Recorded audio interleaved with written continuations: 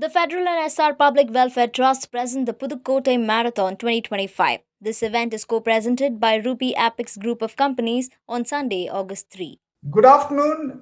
This is an interview for the Federal. We are talking at a very critical juncture in the history of global trading system, particularly during the past 80 years. We are also witnessing an assault of unilateral tariffs on a daily basis by President Trump in his second term. Yesterday, India was hit with a 25% tariff, followed by tariffs on Korea to the tune of 15%. And then comes the tariff on Brazil, a 50% tariff on political consideration, not on the kind of justifications that were provided on through the reciprocal tariff regime that he had announced on 2nd April. So to discuss all this, we have here with us Professor Petros Mavroidis. Professor Petros teaches trade law and trade policy at Columbia University. He's an authority on global trading rules and trade history. His books are a great source of information and analysis and historical background.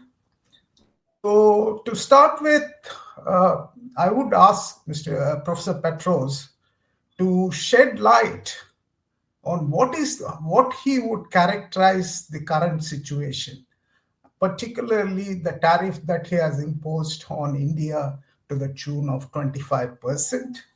At a time when India was supposed to be negotiating with him, though they have not arrived at any agreement. That particular announcement has caused a huge storm in India. The parliament is adjourned today a couple of times. So, Professor Petros, let's start. What you think is the current situation, and particularly on what happened in East India, and we'll move on to other issues. Yeah, well, we live, to be frank, through unprecedented times. These are uncharted waters. We haven't gone through anything like this since the inception of the world trading system, to be fair. Because the whole idea of the world trading system was to provide some certainty with regard to the costs of transactions across trading partners. Now, all this has been upended since January 20th. What happened to India is very similar to what happened to a few other WTO members. President Trump announced unilaterally a set of tariffs on April 2, which he suspended, threatening that he would go back to the original announcement if there was no deal. Now, I don't know how many deals he negotiated in good faith or he didn't negotiate at all. We don't have this information. Nobody can tell you. What we do know is that there are some deals. I wouldn't call them agreements. There's nothing written. It's nothing like set in stone here. Even the US administration calls it framework agreements with some and unilateral tariffs with others. How did he make this decision? It's difficult to say. And I'll give you two examples, and with this I'll stop for the next question. One hypothesis was he was negotiating tariffs with WTO members with who the US had a trade deficit. This is not the case of Brazil. So Brazil was hit by tariffs, even though the US has no trade deficit. Now, the second point, which is also quite remarkable, is all these tariffs and all the agreements, whatever agreements, the deals to be more precise, they are non-MFN. They are bilateral deals. So the US will give one sauce to the goose and another to the gander. Take any example you want. I'm from the south of India. We produce a lot of rice. Basmati rice from the UK will be taxed 10% in the US, basmati rice from the European Union 15%, basmati rice from India 25%. This goes against the heart and the spirit and the letter of the WTO. This is where we are. We are in a situation where the US decided to go unilateral and forget about the shackles imposed by the world trading regime. Petros, you provided an interesting analytical perspective to look into this. But after this, I mean, where would countries go? For example, countries have immediate short-term interests and also medium long-term interests. So we are now today being told in India that it will have some kind of negotiations with US.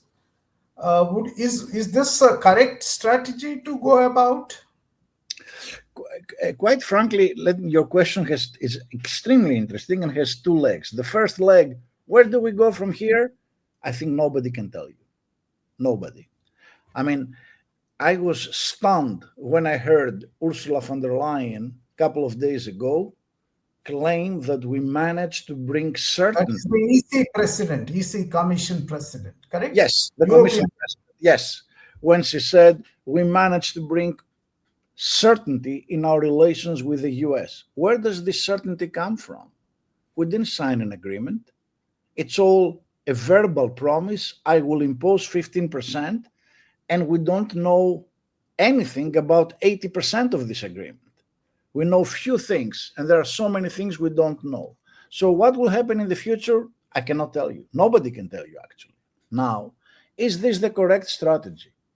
You see, I think it's difficult to provide a response which is horizontal here, because what Trump decided to do is exert, if you wish, use his bargaining power on a bilateral basis. US is vulnerable for different reasons than is Canada, than is India, than is China. Now, you would expect if on April 2, all the world had come together and said, stop here. We don't accept this bullying. We have a World Trade Agreement, a World Trade Organization. We have agreements for 30 years. We stand on one front and we won't allow this. He might have thought twice before doing what he did. But this is not what happened, unfortunately. This common front never emerged. Never. So I agree, Petros. I think ideally the best situation would have been to rally around and build a large coalition around the WTO rules. But, India is one of the first countries to jump the gun. And it started announcing, if you remember, between February when Prime Minister Narendra Modi went there, he announced this grand equation, mega plus mega equals mega. So steps like this actually have they undermined the whole coalition building of countries coming together to rally around to fight this at the WTO rule-based system? To me, what I found, I'm blaming partly India here because I consider India, along with the European Union, China, and Brazil, the four players who should have led the coalition against unilateralism. What I found disturbing is that none of our leaders, at least of these four, thought about forming a grand coalition. None of them. I didn't see one move towards a common response. Everybody was trying to do a deal that would hurt it less. And then, as a famous American founding father, Benjamin Franklin used to say, and my very dear friend from a neighboring state from Tamil Nadu, T.N. Srinivasan used to say, if we don't hang together, We'll all hang out there separately. And that's where we are. We're all hanging out there now separately. I agree with your assessment, but China has not been, it seems to be an exception of somewhat different. China did two things. It announced retaliatory measures, it raised the disputes at the WTO, and it actually announced that, it's time to hit back against this bullying. Because there has been a lot of distrust or some kind of suspicion about Chinese moves, but China made the right moves, isn't it so? So far, and this is the funny thing. I was discussing with a friend of mine, an economist in the US. It's amazing that the hope for the survival of the world trading system now rests on China.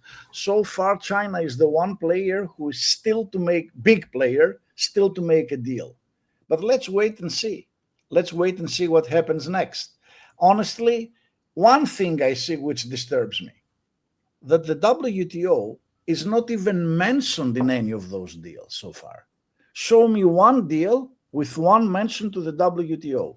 It is as if the nations who made deal, and these are big players, EU, Japan, UK, Korea, these are big guys. These are not small players.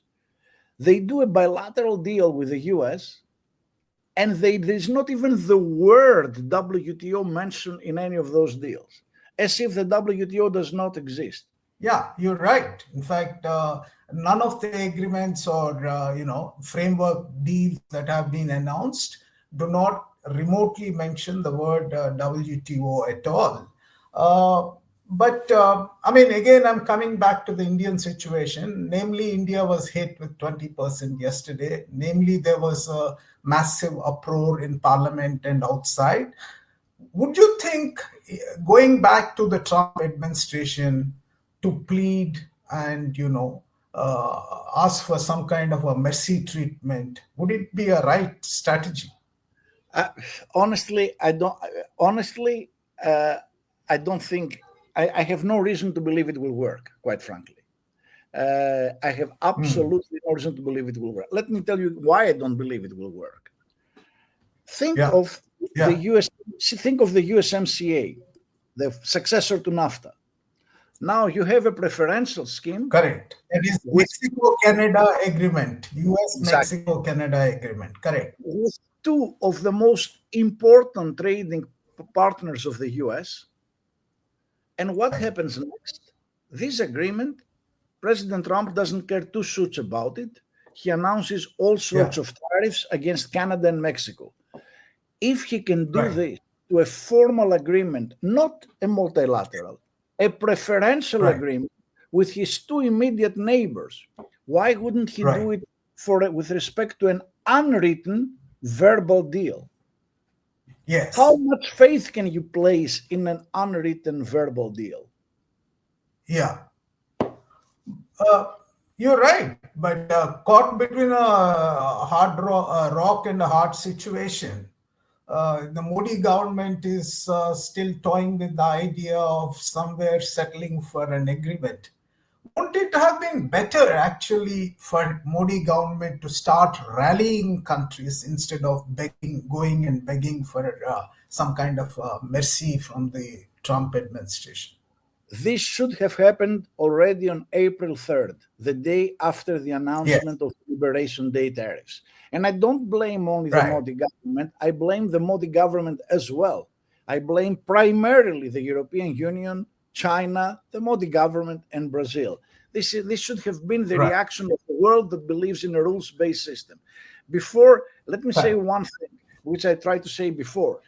You see, while all this is happening, in Geneva, we have a group called Reform of the WTO, and we're discussing the reform of the world trading regime.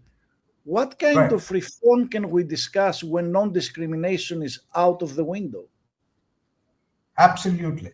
So we come back to the WTO again. It's a rule-based, member-driven organization based on some fundamental principles like the consensus principle, or for that matter, non-discrimination. where so countries both small and big have been kind of beneficiaries out of this kind of a system. But today it's practically dead. It cannot rise up to this, Trump's tariffs. The U.S. administration is also not leaving the WTO. They've just now appointed a new ambassador who will join soon. And the US White House official has now become a deputy director general at the WTO. So, what kind of an organization we are going to see now? It is honestly, I'm really perplexed, and I have to say, I'm very worried about the future of the WTO. What can the WTO is there for two reasons. One, to promote non-discriminatory trade through agreements, and two, enforce whatever has been agreed. Both functions now are simply out of the window. One, a large part of international trade, I'm not saying the majority, but a large part, will be on discriminatory terms. And we can forget about enforcement because, as you know, there is no apple at body. There is no there is a minor enforcement, marginal enforcement of WTO. Now, can we realistically this day say we can bring back a non-discriminatory trading order in the days, weeks to come? I doubt it. I doubt. Okay. Some people have written papers saying that, well, Trump is maybe a parenthesis, and the next U.S. administration will go back to a world trading system, rules-based, and so on. I'm skeptical. I'm not. I think realistically, what I see as a possible alternative is those people, those countries, and I hope India will be part of that, Bharat Mata, who believe a rules-based system will get together and will create an alternative organization. Petros, you recently wrote an article with one of your colleagues that it's time for WTO and United States to part ways. That is not seemingly happening at this point of time. With US being there, can WTO at all function, even if the others want to build a coalition? But the reason why we wrote the article, which you are one of the few people who understood it in its proper dimension, was precisely because we worry about the WTO. It has nothing to. It's irrelevant if it is the US. I would have said the same thing if it was Europe behaving this way. Me and my co-author Henrik Horn. The point we try to make is here there is a choice to make. If we want to have a world trading system which is non-discriminatory, we must do away with behavior which put into question non-discrimination. The two of them cannot coexist. It's a zero-sum game. So the US staying there and continuing, and WTO, which will be a la carte non-discriminatory, quite frankly, is a very, very suboptimal solution. So effectively, it's a harmful solution for the world if US continues and all the non-discrimination principle is violated, consensus principle is violated. So, its very existence is reduced to a kind of less than a vegetable. Is that correct? Yeah, and it is not let's say accidental that the same president of the Commission, von der Leyen, that on the one hand glorified the deal between Europe and the US, is the same person who 1 week before was preaching for an agreement between Europe and CPTPP to create a new. Just explain what is CPTPP. So CPTPP. Just explain what is CPTPP. Yeah, that is the agreement between the countries around the Pacific Ocean. Unfortunately, Bharat Mata is not a member. Hopefully, one day we will be a member. So Europe looks at all the Pacific region as the natural ally to come up with an ersatz world trading system that will be non-discriminatory, and may all like-minded players join in. Yeah. Petros, we are running out of time. We just have about 2-3 minutes. Uh, any alliance to be built in the coming days to counter or address this US threat? Some call it US fascism in the world at this point, trade fascism. If China leads this coalition, would it be good? I mean, because will there be still, the Europeans, continue to raise questions about the Chinese, commitment to multilateral trade and all that? Yeah, Where would you don't. stand on this? I honestly, we are way past a hegemon. One probably explanation, I was reading a very Yeah, nice paper by Brazilian economist Emmanuel Ornelas. One right. explanation of what we observe is because the Yes, US is not a hegemon anymore. We live in a right, multipolar world. And to me, this is the chance for Bharat Mata. We have to stand right, up and be counted right. along with China, Europe, Brazil, and anyone else who wants to continue with a rules-based system. Yeah. Last question, Petros. On Brazil, he has imposed a 50% tariff, largely on extraneous considerations, political considerations. But yet, Yeah, Brazil really stood up. What is the lesson other countries can draw from this? well, this is disturbing for two reasons. The first reason is one I mentioned before. Brazil runs a deficit and not a surplus, so you don't know. You might be hit with tariffs, no matter whether you are a good trading nation towards the US or a bad trading nation towards the US. But the Right. second is the professed Yeah. rationale. The professed rationale is that the US, think that Bolsonaro has been unfairly treated.